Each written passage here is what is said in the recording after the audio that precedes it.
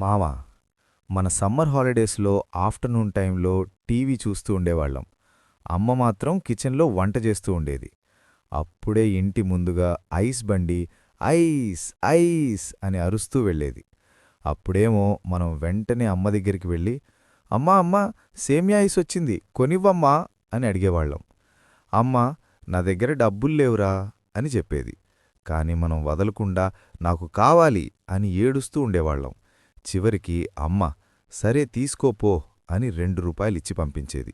మనం బయటికి వెళ్ళేసరికి ఆ ఐస్ బండి ఎక్కడా కనిపించదు. కాని అన్ని సందులు వెతుకుతూ ఐసన్నా ఐసన్నా ఆగు అని పిలుస్తూ చివరికి బండి దగ్గరికి వెళ్ళి కొనుక్కుంటాం. అసలా రోజులలో ఆ ఐస్ క్రీం అమృతంలా అనిపించేది. మీకిలా మీ చిన్ననాటి జ్ఞాపకాలేమైనా గుర్తొచ్చాయా? కమెంట్ చేయండి. మామా, మీకు మా స్టోరీ నచ్చినట్లయితే ఒక లైక్, షేర్ అండ్ సబ్స్క్రైబ్ చేసుకోండి. Thanks for watching. Bye bye మామా.